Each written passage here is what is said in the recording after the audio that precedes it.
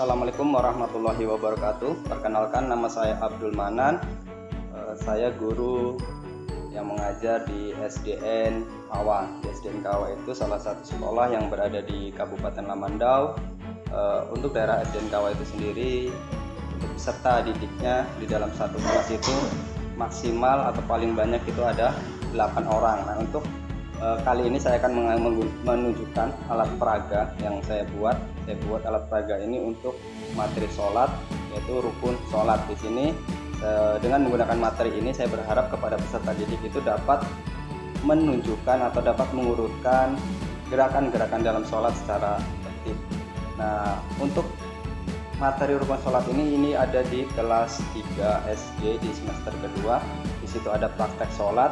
Tapi untuk di SDN Kawa sendiri, karena mayoritas adalah penduduknya beragama Kristen, jadi pengetahuan mengenai sholat ini masih minim.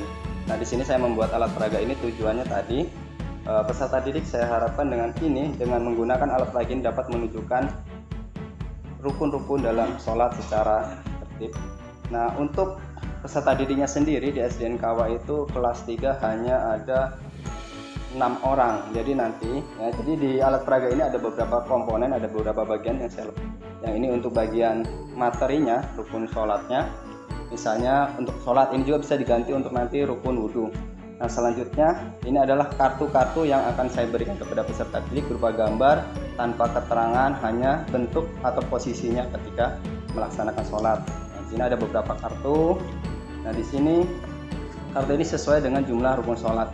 Jadi nanti kartu-kartu ini akan saya bagikan kepada peserta didik.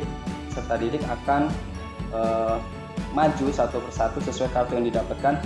Ketika saya menunjukkan, misalnya saya urutan nomor 1, siapa yang dapat nomor 1. Nah, peserta didik nanti akan datang yang merasa membawa gambar urutan nomor 1. Kira-kira misalnya, oh yang ini. Nah, tentu ketika anak itu maju membawa kertas ini, ada interaksi dengan peserta lain, merasa misalnya, kok ini gambar ini mirip nih. Saya ada 2 gambar ini mirip misalnya. Nah, peserta ini ada mirip. Jadi dia akan terjadi interaksi. Oh, itu harusnya nomor 1 yang ini. Yang satu seperti ini ya. Dengan adanya interaksi itulah yang saya harapkan mereka akan belajar baik dari saya, dari gurunya, dari interaksi dengan teman-temannya, dan sehingga paham, ingatan mereka akan meningkat.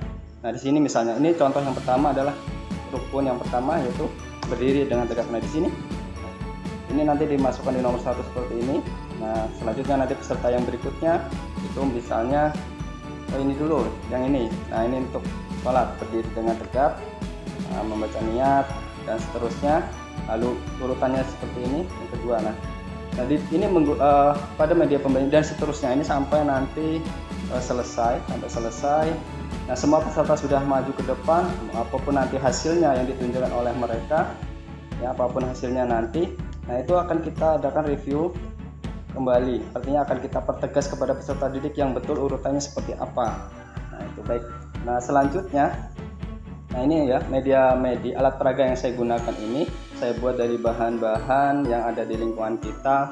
Ya, ini kardus, yang menggunakan kardus bekas apa saja lah, yang penting kardus yang bisa kita gunakan. Nah, ini saya buat kecil, kenapa? Karena jumlah peserta didik yang ada di SDN Kawa hanya sedikit, jadi bisa disatukan di dalam satu meja melingkar. Nah, peserta didik nanti bisa melihatnya. Nah, ini bisa kita taruh di atas meja. Nah, seperti ini. Baik cara penggunaannya. Nah, tapi sebelum belajar kita harus pasang dulu judulnya. Nah, ini untuk judulnya misalnya rukun sholat. Nah, rukun sholat. Nah, dengan begitu anak-anak sudah paham. Peserta didik akan mengerti, oh berarti yang kita akan belajar tentang materi sholat. Ini tentang rukun. Nah, selanjutnya cara memasangnya seperti ini. Cukup ditancapkan seperti ini. Dan nah, kartu-kartu ini ya, nah sangat mudah dibuatnya.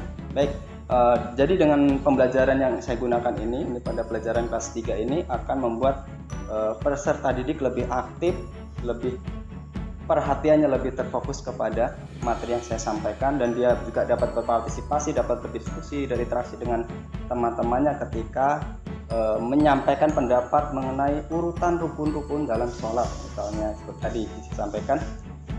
Ini ada 8 tahapan 1 sampai nomor 8. Nah, baik, itu saja.